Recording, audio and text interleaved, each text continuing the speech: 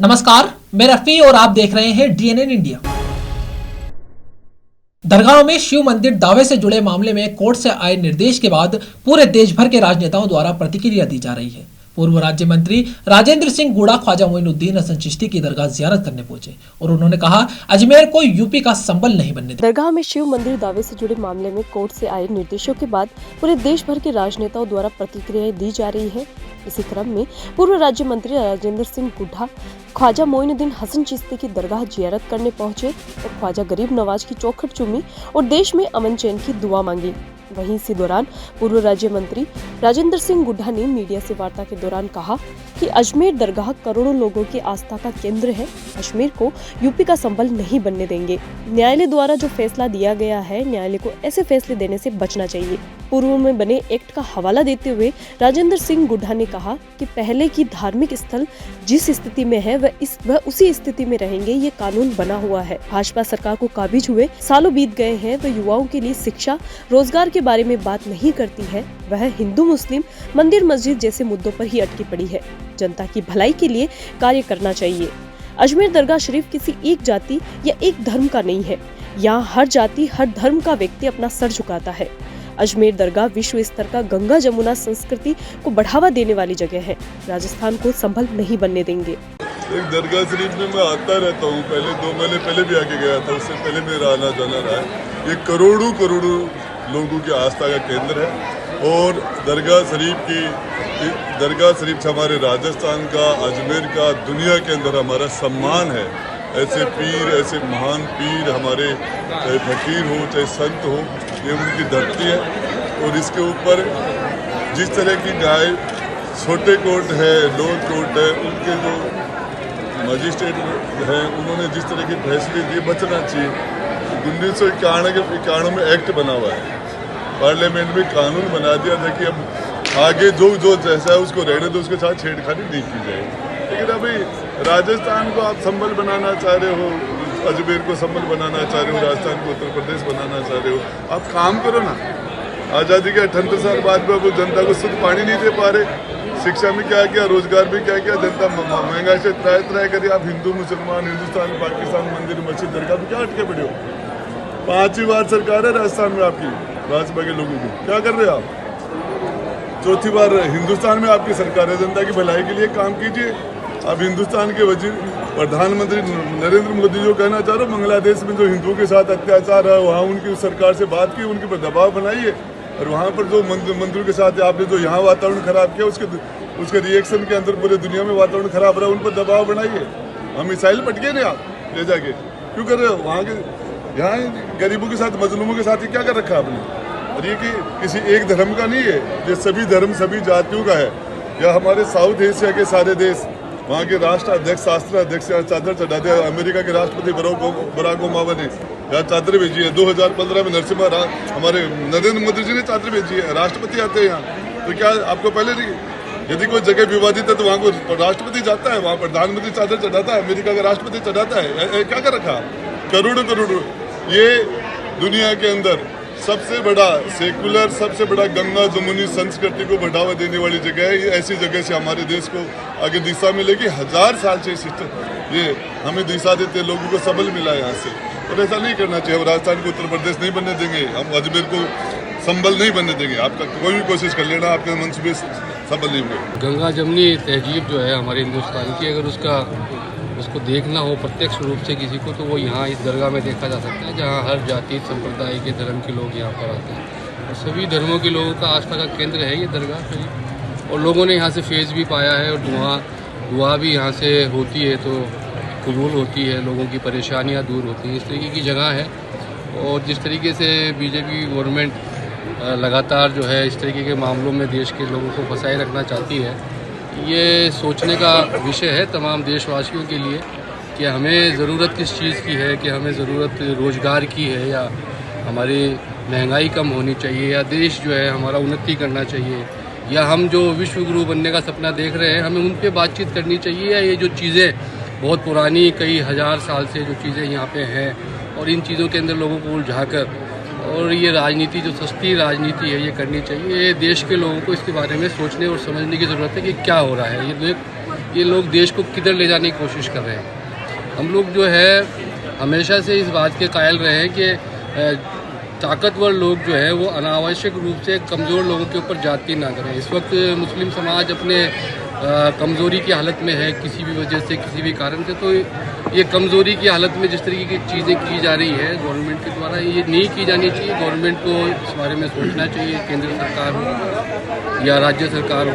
हम तो इस बात की भी निंदा करते हैं, दुनिया भर के अंदर जहाँ भी कमज़ोर लोग हैं और उनके ऊपर जातियाँ हो रही हैं, हम तो उनके लिए भी आवाज़ उठाते हैं, उनकी भी निंदा करते हैं। जैसे अभी हमारे देश के प्रधानमंत्री को इन चीज़ों में फंसने के बजाय बांग्लादेश में जो हिंदुओं के साथ हमारे भाई हैं, वो भी उनके साथ में जो कुछ हो रहा है वहाँ पर, उनके लिए उनके मुंह से कुछ ना दो बोल अच्छे नहीं निकलते कि वो बांग्लादेश के सरकार के ऊपर प्रेशर बनाए और उनको कहें कि ये जातियाँ क्यों की जा रही हैं कमज़ोर, क्योंकि वो लोग वहाँ पे कमज़ोर हैं, वहाँ के मजबूत लोग उनके ऊपर जाति कर रहे हैं। तो ये चीज़ें चल रही हैं, ये सारी चीज़ें निंदनीय हैं और इनकी निंदा की जानी चाहिए। और जब तक आम लोग जो हैं इस देश के, इस दुनिया के, इन चीज़ों के लिए बोलना शुरू नहीं करेंगे, ये चीज़ें ऐसे ही होती रहेंगी। तो मैं समझता हूँ आप लोग अपने चैनल के माध्यम से लोगों तक इस बात को पहुँचाएँ कि लोग जो है सरकारों को इस चीज़ के लिए तैयार करें कि वो जो है इन मंदिर मस्जिद के बारे में, दरगाहों के बारे में। अखिल भारतीय मजदूर कांग्रेस कमेटी अजमेर ने राजस्थान सफाई कर्मचारी भर्ती के अनुभव प्रमाण पत्र निरस्त करवाने को लेकर अजमेर नगर निगम नेता प्रतिपक्ष द्रौपदी कोली के नेतृत्व में नगर निगम पहुंचे और नगर निगम प्रशासन के खिलाफ नारेबाजी की। अखिल भारतीय मजदूर कांग्रेस कमेटी अजमेर ने राजस्थान सफाई कर्मचारी भर्ती के प्रमाण पत्र निरस्त करने को लेकर अजमेर नगर निगम नेता प्रतिपक्ष द्रौपदी कोली के नेतृत्व में नगर निगम पहुंचे और नगर निगम प्रशासन के खिलाफ नारेबाजी की। नगर निगम नेता प्रतिपक्ष द्रौपदी कोली ने बताया कि राजस्थान सफाई कर्मचारी भर्ती में कर्मचारी पहले अनुभव प्रमाण पत्र को लेकर परेशान थे। जहां अनुभव प्रमाण पत्र की समस्या का हल निकला तो उसके तुरंत बाद 250 कर्मचारियों का अनुभव प्रमाण पत्र निरस्त कर दिया गया, वह भी बिना कारण बताए। नगर निगम प्रशासन इसका कारण बताए। इसी को लेकर आज अखिल भारतीय मजदूर कांग्रेस कमेटी के कर्मचारियों में रोष व्याप्त है, जिसको लेकर सभी कर्मचारियों ने मिलकर नगर निगम प्रशासन के खिलाफ नारेबाजी की। वही बताया कि संबंधित समस्या को आयुक्त, कमिश्नर सहित संबंधित अधिकारियों से अवगत करवाया जाएगा। यदि कोई हल नहीं निकला तो आने वाले समय में भूख हड़ताल की जाएगी। क्या मामला है? आज जो सफाई कर्मचारियों की वैकेंसी निकली हुई है उसमें अनुभव प्रमाण पत्र जमा कराने को लेकर, जब पहले इनके अनुभव प्रमाण पत्र के लिए घमासान हो रहा था, बेचारों के अनुभव प्रमाण पत्र के लिए फॉर्म जमा कराने के लिए बेचारे परेशान थे। अब कैसे तैसे इन्होंने फार्म जमा कराए, इनके पीएफ के पैसे ठेकेदार ने जमा करे। अब कैसे करें नहीं करें इन कर्मचारियों को क्या पता, लेकिन ये अनुभव प्रमाण पत्र के आधार पर ये लिखकर इनको एक लेटर दे दिया गया 250 लोगों का कि आपका अनुभव प्रमाण पत्र निरस्त किया जाता है। अब इसमें ये नहीं लिखा कि क्यों निरस्त किया जाता है। अगर ये लिखे तो इनकी धांधली में सामने आवे ना, क्यों निरस्त किया है। तो मैं ये मांगना चाहती हूँ प्रशासन से, पहले तो ये बताओ कारण कि क्यों निरस्त किया। हमें पता ही नहीं क्यों निरस्त किया, कारण तो बतावे। और अगर कोई गलती है तो ठेकेदार की गलती है, इनकी गलती नहीं है। पेमेंट रोकना है तो करोड़ों रुपए ठेकेदार का रोको। इन मजदूरों का 5-5 हज़ार रुपए बेचारों को काम पे देते और इनका अनुभव प्रमाण पत्र नहीं दोगे। एक आस बंदी कि भाई हमें नौकरी मिल जाएगी, कोई जरूरी नहीं कि इनकी नौकरी मिले अभी भी, लेकिन फिर भी एक आस है इनको कि भाई हम 10-10 साल से 5-5 हज़ार रुपए में काम इसलिए कर रहे थे कि आगे जाके हमको कहीं सरकारी 250 लोग हैं। अब बताइए 250-300 लोग हैं। आज क्या किया? अभी इन्होंने मुझे बताया, मैंने इनका ये पत्र देखा, उसके बाद मैं अभी मैडम के मिलूंगी, कमिश्नर उपायुक्त मैडम को मैंने फ़ोन लगाया, अनीता चौधरी जी को, उन्होंने अभी मेरा फ़ोन नहीं उठाया। अभी मैं देखती चौधरी मैडम आ गई हैं तो मैं उनके पास पर्सनली जाऊंगी और मिलूंगी, कमिश्नर से भी मिलूंगी, मेयर से भी। अगर फिर क्या कारण है? राज्य सरकार की एक बहुत अच्छी सोच है कि जो काम कर रहा है उसी को ही उसका इनाम मिले। उसी के तहत राज्य सरकार ने एक शर्त लगाई थी कि अनुभव प्रमाण पत्र उसी को दिया जाएगा जो नगर निगम में काम कर रहा है। तो नगर निगम ने पहली शर्त राज्य सरकार ने ये लगाई कि जिसने नगर निगम का अनुभव प्रमाण पत्र होगा उसको ही प्राथमिकता दी जाएगी। उस आधार पे अब यहाँ पर सब लोग काम कर रहे हैं, सब कई वर्षों से काम कर रहे हैं। ठेकेदार ने क्या रहा क्या नहीं रहा, नगर निगम ने पहले तो इनके अनुभव प्रमाण पत्र जारी कर दिए। जब जारी किए हैं तो सब कुछ चेक करने के बाद 3 फार्म यहाँ जमा हुए हैं। 3 फार्म जमा होने के बाद चेक किया गया, बारीकी से चेक करने के बाद 3 दिन बाद इनको वापस अनुभव जारी करके दिए कि आपका वैलिड है, आप पास हो गए। उसके बाद अब क्या कारण रहा और किस वजह से इन्होंने अनुभव प्रमाण पत्र खारिज कर दिए। कल एक लिस्ट निकाल दी, अनुभव खारिज कर दिया। नगर वहाँ राज्य सरकार की डेट खत्म हो चुकी है, कल 27 तारीख को डेट खत्म होगी। उसके बाद आपने इनका भविष्य अंधकार में डाल दिया। कल निकाल के भाई आपको निरस्त कर दिया, अभी बेचारे का जाएंगे। इनको लेके अभी हम दीदी से द्रौपदी मैडम से नेता प्रतिपक्ष से इनके आई है हमारे पक्ष में, और अभी हम जाके इस पे अजमेर के पुरानी मंडी स्थित राजकीय केंद्रीय बालिका उच्च माध्यमिक विद्यालय में शैक्षणिक स्तर की जांच करने के लिए एक राष्ट्रीय सर्वेक्षण 2024 परीक्षा का आयोजन 4 दिसंबर को होगा। अजमेर के सम्राट पृथ्वीराज चौहान राजकीय महाविद्यालय में शनिवार को 3 दिवसीय 37वें पुरुष इंटर कॉलेज वॉलीबॉल प्रतियोगिता का आयोजन किया गया। प्रतियोगिता 30 नवंबर से शुरू होगी तथा 2 दिसंबर को समाप्त होगी। अजमेर के पुरानी मंडी स्थित राजकीय केंद्रीय बालिका उच्च माध्यमिक विद्यालय में शैक्षणिक स्तर की जांच करने के लिए एक राष्ट्रीय सर्वेक्षण 2024 परीक्षा का आयोजन 4 दिसंबर को होगा, जहां इसी के तहत राष्ट्रीय सर्वेक्षण परीक्षा को आयोजित करने के लिए 3 स्तर पर तैयारी होगी, जिसमें प्रथम स्तर पर परीक्षा केंद्रों पर उपलब्ध प्रश्न पत्रों व OMR शीट का प्रिंट निकलवाकर अभ्यर्थियों को प्रयास करवाया जा रहा है, ताकि अभ्यर्थियों को OMR शीट से संबंधित हिचक दूर हो सके। वहीं दूसरी ओर प्रशासनिक तैयारियों के तहत अभ्यर्थी व अभिभावक तक ये सूचना पहुंचाई जा रही है कि जिस दिन परीक्षा हो वह उस दिन उपस्थित रहे। साथ ही शारीरिक जानकारी के साथ ही विभिन्न जानकारियों को सूचीबद्ध किया जा रहा है।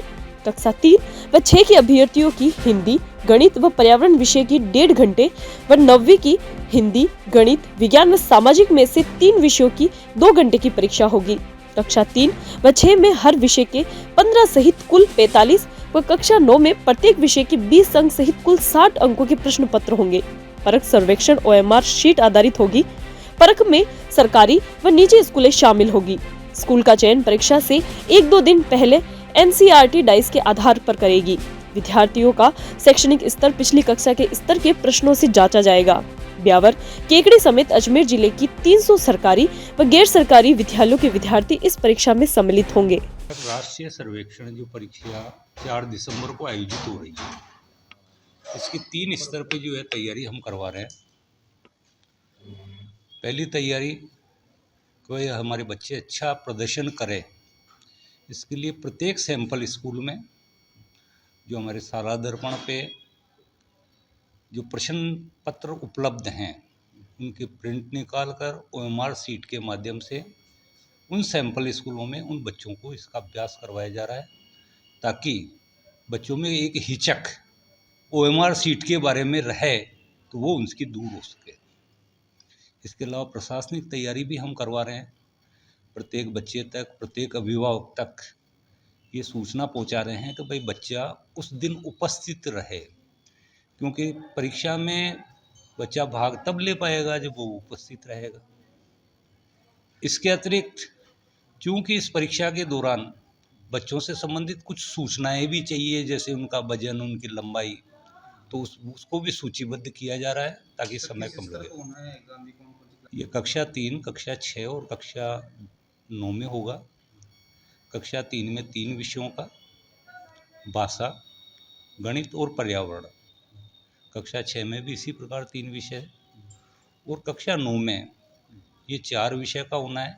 यानी वहाँ पर्यावरण को 2 पार्ट में बांट दिया गया है, विज्ञान और सामाजिक के रूप में। अजमेर जिले के 110 नवगठित अजमेर जिले के 110 विद्यालय इसमें भाग लेंगे, और वैसे अगर हम ब्यावर और केकड़ी को भी अजमेर ज़िले में शामिल करते हैं, क्योंकि डाइट हमारी एक है, CDO कार्यालय हमारा एक है, तो लगभग 300 स्कूलों में ये काम हो रहा है। हाँ, इन परीक्षाओं में सभी कैटेगरी के विद्यालय हैं, सरकारी, गैर सरकारी, केंद्रीय विद्यालय संगठन के विद्यालय, मिलिट्री स्कूल्स।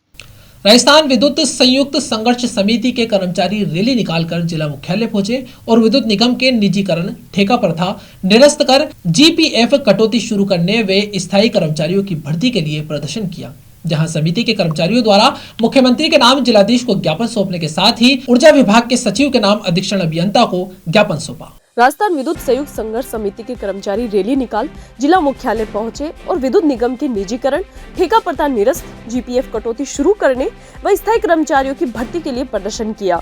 समिति के कर्मचारियों द्वारा मुख्यमंत्री के नाम जिलाधीश को ज्ञापन सौंपने के साथ ही ऊर्जा विभाग के सचिव के नाम अधीक्षण अभियंता को ज्ञापन सौंपा गया। विद्युत संयुक्त संघर्ष समिति के संयोजक विनीत कुमार जैन ने बताया कि पूर्व में भी ज्ञापन सौंपकर कर्मचारियों द्वारा विभिन्न मांगों को लेकर प्रदर्शन किया गया था। विद्युत विभाग में कर्मचारी निजीकरण किसी भी कीमत पर स्वीकार नहीं करेगा। विद्युत विभाग का प्रत्येक कर्मचारी अपने आप को ठगा हुआ महसूस करता है। वह जब विभाग में कार्यरत होता है, परंतु आज की स्थिति में न तो अधिकारियों के काम हो रहे हैं और न ही आम जनता के काम हो रहे हैं। विद्युत निगम के निजीकरण, ठेका प्रथा निरस्त, जीपीएफ कटौती शुरू करने व स्थायी कर्मचारियों की भर्ती के लिए प्रदर्शन किया गया है। पिछले दिनों हुई भारी बारिश से विद्युत की आपूर्ति को लेकर टाटा पावर को आम जनता द्वारा कई शिकायतें दी गई। कई दिनों तक वह शिकायतें पड़ी रही। इस संबंध में अधिकारियों से बातचीत कर कार्यवाही करवाई गई थी। ऊर्जा मंत्री से इस बारे में अवगत करवाया तो उन्होंने टाटा पावर को फटकार लगाई। जिस तरह टाटा पावर की व्यवस्था चरमरा रही है, सरकार को टाटा पावर से विद्युत व्यवस्था लेकर विद्युत विभाग को सौंप देनी चाहिए। विद्युत कनेक्शन देने की टाटा पावर की प्रक्रिया बेहद ही जटिल है। टाटा पावर जनता को विद्युत कनेक्शन देने में देरी कर रहा है, जिस पर ऊर्जा मंत्रालय को जांच करवानी चाहिए। विद्युत विभाग से 8 ब्रांचेस टाटा पावर को सौंपी गई है, जिन पर वे टाटा पावर केवल 4 पर ही काम करता है, उस पर भी जाँच करवाए। बताया कि राजस्थान विद्युत विभाग में MBS मॉडल के तहत अगर निजी हाथों में सौंपा गया तो आंदोलन और प्रदर्शन जारी रहेगा। राजस्थान विद्युत सहयोग संघर्ष समिति के बैनर तले पूरे राजस्थान के अंदर आज पूरे राजस्थान में जिला मुख्यालयों पर मुख्यमंत्री के नाम ज्ञापन जिलाधीश कार्यालय में जिलाधीश महोदय को और जो हमारे सचिव महोदय हैं ऊर्जा विभाग के, उनके नाम ज्ञापन हमने अधीक्षण अभियंता महोदय को सौंपा है। इसके अंदर 5 विद्युत कंपनियों के कर्मचारी उत्पादन, प्रसारण, वितरण, जयपुर, जोधपुर, अजमेर, इन सब के कर्मचारी लामबंद होकर इकट्ठा हुए हैं। इन कंपनियों के अलावा सरकार ने और भी बिजली कंपनियां बनाई है, जैसे अक्षय ऊर्जा की है और दूसरे सोलर ऊर्जा के लिए ये भी कंपनी बनाने जा रही है। तो इन सभी के कर्मचारी हम यहाँ लामबंद हुए हैं और हम ये सरकार से मांग करते हैं कि विद्युत विभाग में निजीकरण किसी भी सूरत में कर्मचारी बर्दाश्त नहीं करेगा और इसका सरकार को और विभाग को गंभीर परिणाम भुगतने होंगे। हम सब कर्मचारी, चाहे वो पियोन से लेकर अधिकारी वर्ग हो, मंत्रालय कर्मचारी हो, तकनीकी हो, इंजीनियर हो, लेखा शाखा के काम करने वाले कर्मचारी, हम सब एक हैं और ये निरंतर हमारी मांग जब तक पूरी नहीं होती है तब तक निरंतर यह प्रदर्शन आंदोलन की कार्रवाई जारी रखी जाएगी। टाटा पावर ने 250 कर्मचारी हमारे हटाए और रखने के लिए सिर्फ 30-40 रखे हैं। उनको भी कच्चा, उनको भी कोई श्रमिक सुविधा नहीं दी हुई है। इसका मतलब पूरा शोषण कर रहे हैं, इसलिए पहले हम उनकी मांग करते हैं। दूसरी बात यह है कि ये बिजली का निजीकरण पूरा करना चाह रहे राजस्थान का, उसका प्रत्येक कर्मचारी विरोध करेगा, चाहे वो काम कर रहा हो चाहे वो सेवानिवृत्त हो। उनको भी मालूम है कि अगर निजीकरण हो गया तो पेंशन भी सरकार खा जाएगी। इसलिए हमने स्पष्ट कह दिया मुख्यमंत्री जी को कि हमारे बिजली में निजीकरण अगर होता है तो हम किसी भी हालत में बर्दाश्त नहीं करेंगे और चाहे हमें ईंट से ईंट बजानी पड़े। आज कलेक्टर साहब देख लें कि एक कर्मचारी यहाँ है, उनके सामने हम कह के जा रहे हैं, या आप मुख्यमंत्री को सावचेत करते हैं। अजमेर पूरा संभाग यहाँ पे खड़ा है। इसलिए मैं आज साफ कह देना चाहता हूँ कि ये निजीकरण का नहीं चलेगा। निजीकरण से धोखाधड़ी है। पहले भी टाटा ने निजीकरण किया, कर्मचारी नहीं रखे, उनको रखाव हटा दिया और आगे भी जो निजीकरण होगा सिर्फ। यहाँ रुकते एक छोटे से ब्रेक के लिए, जल्द हाजिर होंगे खबरों के नए सफर।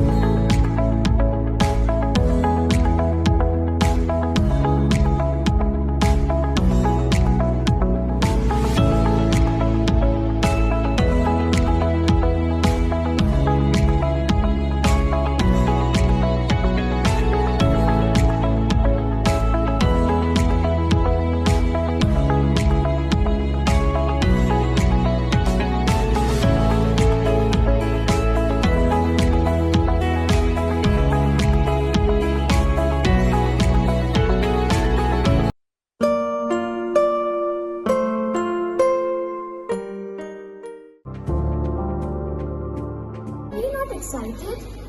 Holidays will be very boring for me.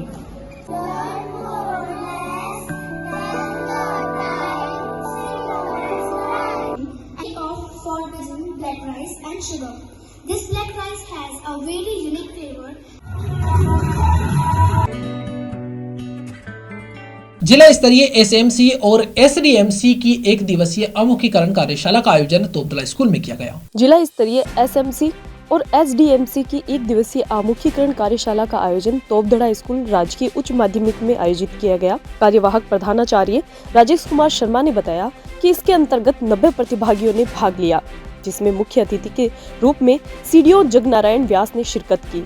इसका मुख्य उद्देश्य सरकार की कार्य योजनाओं को एसडीएमसी और एसएमसी के माध्यम से सरकार की कार्य योजनाओं को क्रियान्वयन करने के लिए विद्यार्थी और विद्यालय को इसका लाभ पहुंचाना है। कार्यशाला राजकीय उच्च माध्यमिक विद्यालय तोपदड़ा अजमेर में आयोजित हुई, जिसमें 10 यूसीओ के 45 प्रधानाचार्य और प्रत्येक विद्यालय से एक प्रतिनिधि ने हिस्सा लिया। कार्यशाला में सरकार की जो कार्य योजनाएं चल रही है उस पर विस्तार से चर्चा की गई। आज हमारे विद्यालय में जिला स्तरीय एसएमसी और एसडीएमसी की एकमुखी कार्यशाला का आयोजन किया गया है, 1 दिवसीय कार्यशाला का, जिसमें लगभग 90 प्रतिभागियों ने भाग लिया। यूसीओ 10 यूसीओ के जितने भी प्रधानाचार्य हैं, लगभग 45 प्रधानाचार्य और एक विद्यालय से प्रतिनिधियों ने भाग लिया।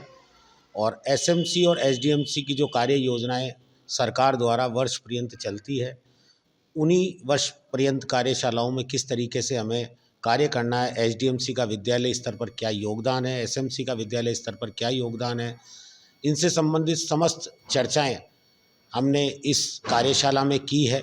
और हमारी ये जो कार्यशाला है ये एकदम सफल रही है। सरकार की योजनाओं का क्रियान्वयन किस तरीके से किया जाएगा, ये सारी चर्चाएं हमने इस कार्यशाला में की है। और कार्यशाला का जो मुख्य दायित्व था वो राजकीय उच्च माध्यमिक विद्यालय तोपदड़ा को दिया गया और बुनकर जी जो हैं उन्होंने इस कार्यशाला का आयोजन किया। इस कार्यक्रम का महत्वपूर्ण उद्देश्य यही है कि सरकार की जो योजनाएं आती है उनको एसडीएमसी और एसएमसी के माध्यम से किस तरीके से क्रियान्वयन किया जाए, और एसएमसी की क्या कार्य योजना है, एसडीएमसी की क्या कार्य योजना है, अभिभावकों को साथ लेकर किस तरीके से इन सब चीज़ों का क्रियान्वयन किया जाए, विद्यालय का किस तरीके से विकास किया जाए। उन योजनाओं को ठीक तरीके से अभिभावकों के साथ मिलके एसएमसी और एसडीएमसी के जितने भी सदस्य हैं वो इन समस्त योजनाओं को वर्ष पर्यंत संपूर्ण और संपन्न करें। रेलवे में दिसंबर माह में मान्यता को लेकर होने वाले चुनाव के लिए नॉर्थ वेस्टर्न रेलवे एम्प्लॉइज ने जनसंपर्क के साथ ही रैली निकालकर डीआरएम ऑफिस में सभा का आयोजन किया। रेलवे में दिसंबर माह में मान्यता को लेकर होने वाले चुनावों के लिए नॉर्थ वेस्टर्न रेलवे एम्प्लॉइज ने जनसंपर्क करने के साथ ही रैली निकालकर डीआरएम ऑफिस में सभा का आयोजन किया। यूनियन के महामंत्री मुकेश माथुर ने बताया कि western railway employees union railway का सबसे बड़ा व पुराना संगठन है। इस संगठन द्वारा पिछले सालों में हर कैटेगरी के रेलवे कर्मचारियों के लिए कई तरह के काम किए गए हैं, जिसके आधार पर आज वोट मांगे जा रहे हैं। संगठन द्वारा रेलवे कर्मचारियों की आर्थिक स्थिति को सुधारने का काम किया गया। कर्मचारियों का सामाजिक स्तर सुधारने के लिए काम लगातार किए गए। संगठन द्वारा सामाजिक व मानवीय गतिविधियों का आयोजन किया गया, जिसका लाभ कर्मचारी व उनके परिवार लगातार प्राप्त कर रहे हैं। इसी आधार पर रेलवे एम्प्लॉइज यूनियन को भरपूर समर्थन मिल रहा है और आशा है कि इस बार के चुनावों में नॉर्थ वेस्टर्न रेलवे एम्प्लॉइज सबसे बड़ी यूनियन के रूप में उत्तर पश्चिम रेलवे में मान्यता प्राप्त करेगा। यूनियन की मान्यता के चुनाव में north western railway employees union all India railway man federation, जो इस देश का सबसे बड़ा और पुराना संगठन है, चुनाव में भाग ले रहा है। और हमने पुराने कामों के साथ साथ पिछले चुनाव के बाद प्रत्येक कैटेगरी के लोगों के लिए जो हमने कार्य किए हैं उसके आधार पर हम कर्मचारियों के बीच में वोट मांग रहे हैं। हमने रेल कर्मचारियों का आर्थिक स्तर सुधारने का काम किया है, उनके परिवार का और उनका सामाजिक स्तर सुधारने का काम किया है। हमने सामाजिक स्तर पर और मानवीय स्तर पर इतनी गतिविधियों का आयोजन किया है जिसका लाभ रेल कर्मचारी और उनके परिवार को मिला है। और इस नाते जहां भी हम जा रहे हैं सभी मंडल, कारखाना, शाखाओं में भरपूर समर्थन नॉर्थ वेस्टर्न रेलवे एम्प्लॉइज को मिल रहा है। और इन चुनावों में हमें पूरी उम्मीद है कि north western railway employees union एक बार पुनः सबसे बड़ी यूनियन के रूप में उत्तर पश्चिम रेलवे में मान्यता हासिल करने का काम करेगी। आज अजमेर में जो रैली निकाली गई है उसमें कर्मचारियों ने बहुत उत्साह और जोश के साथ भाग लिया है। और कैरिज कारखाना में भी आज हमने अजमेर स्थित स्वामी हृदयराम जी के प्रेरणा से ताराचंद हुंदलदास खानचंदानी सेवा संस्था, श्री अमरापुरा सेवा घर, सिंधी समाज महासमिति और साईं बाबा मंदिर अजमेर में झूलेलाल सामूहिक कन्यादान समारोह 8 दिसंबर 2024 को आयोजित होगा। उस संदर्भ में राज्य भर से अजमेर के एक निजी कॉम्प्लेक्स पर पधारे कन्या व वर पक्ष के परिवारजनों से समिति के सदस्यों ने मुलाकात कर वैवाहिक पोशाकें व अन्य सामग्री प्रदान की। अजमेर स्थित स्वामी हृदयराम जी की प्रेरणा से ताराचंद हुंदल दास खान चंदानी सेवा संस्था, श्री अमरापुर सेवा घर, सिंधी समाज महासमिति और साईं बाबा मंदिर अजमेर में श्री झूलेलाल सामूहिक कन्यादान समारोह 8 दिसंबर 2024 को आयोजित होगा। उसी संदर्भ में राज्य भर से निजी होटल में अजमेर पर पधारे कन्या व वर पक्ष के परिजनों से समिति के सदस्यों ने मुलाकात कर वैवाहिक पोशाकें व अन्य सामग्रियां दी। कोर कमेटी की पदाधिकारी दिशा कृष्णानी ने बताया कि समारोह की तैयारियां जोरों पर है। वैवाहिक जोड़ों को आवश्यक सामग्रियां वितरित की गई। शादी में पहनने वाले कन्या पक्ष को लहंगा चुन्नी समेत नाप के अनुसार दिया गया व सुहाग का चूड़ा व वर पक्ष को जोधपुरी फुल सूट शर्ट साइज के अनुसार दर्जी से तैयार करके व जूते, मोजे, इनरवियर, अन्य आवश्यक वस्तुएं प्रदान की गई। इस अवसर पर कार्यक्रम संयोजक कंवल प्रकाश कृष्णानी, सह संयोजक हरि चंदानी, ललित लोंगानी सहित समिति व वर वधू के परिजन उपस्थित थे। आज जो शादियां हो रही हैं 8 दिसंबर को साईं बाबा मंदिर में कन्यादान कॉन्सेप्ट पे, उसके विषय में आज हमने लड़की वालों और लड़के वालों को जो बिल्कुल रिचुअल्स में सामान चाहिए होता है, नेसेसरी सामान जो होता है, जैसे कि लड़की को लहंगा, जूता जो साथ में चाहिए होता है, हमारे रिचुअल्स होते हैं उसमें चाहिए होता है, और चूड़ा, ये 3 चीज़ें हमने उनको हैंडओवर करी। और लड़के की चीज़ों में हमने उनको इनर वेयर्स जो होते हैं अंदर, फुल सूट का कपड़ा और चप्पल, ये जूता जो होता है, जूता भी हमें रिचुअल्स में चाहिए होता है, दीपक तोड़ने के काम आता है। ये चीज़ें जो मेन उनको चाहिए वो के साथ खबरों के सफर में अब सिर्फ इतना ही। फिर हाजिर होंगे खबरों के नए सफर के साथ। तब तक के लिए नमस्कार।